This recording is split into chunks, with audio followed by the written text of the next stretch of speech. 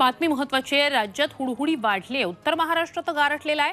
मुंबईत सुद्धा पारा घसरलेला आहे। धुळ्याचं तापमान 4.7 अंशांपर्यंत खाली आलेलं आहे। तर नाशिकच्या निफाडमध्येही 5.6 अंश सेल्सिअस तापमानाची नोंद करण्यात आली आहे। मुंबईतही थंडीत वाढ झाल्याचं पाहायला मिळतंय।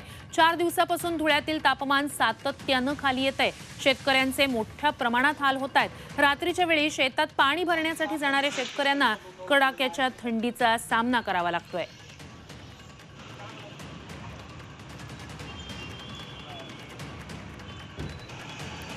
तर राज्यभरात अनेक भागांमध्ये तापमान अक्षरशः खाली आलेलं आहे। निफाडमध्ये पारा 5 अंशांवर गेलेला आहे। तर मुंबईत सुद्धा यंदाच्या निचांकी तापमानाची नोंद झालेली आहे। राज्याला हुडहुडी भरलेली आहे। आढावा घेतलेला आहे धुळ्यातून आमचे प्रतिनिधी प्रशांत परदेशी यांनी।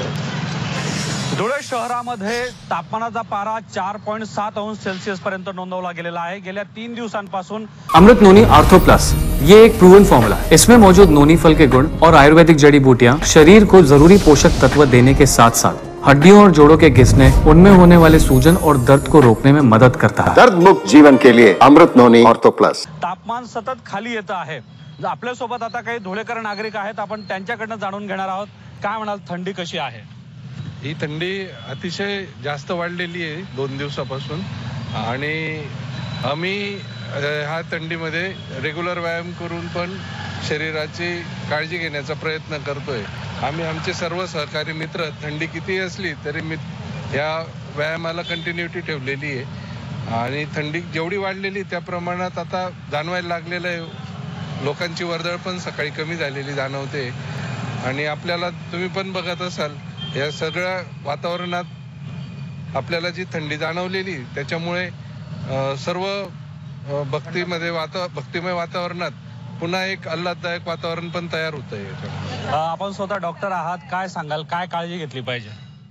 थंडीचं सांगायचं झालं तर रोज सकाळी एक एक्सरसाइज रेग्युलर केली पाहिजे आणि हिवाळ्याचे थोडे उबदार कपडे वगैरे घातले पाहिजे जेणेकरून आपल्याला आपला शरीराचा बचाव करता येईल।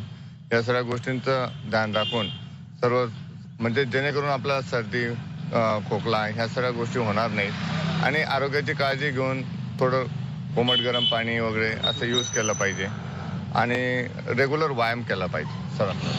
निश्चितच धुळे शहरासह जिल्ह्यामध्ये तापमानाचा पारा गेल्या काही दिवसांपासून सतत खाली येतो आहे आणि ही वाढलेली हुडहुडी ही जनजीवनावरतीही विपरीत परिणाम करते आहे। प्रशांत परदेशी, झी मीडिया, धुळे। राज्याच्या जवळपास सगळ्याच भागात सध्या हुडहुडी भरलेली आहे। तापमान खाली आलेलं आहे। उत्तर महाराष्ट्रात थंडीचा कडाका प्रचंड आहे।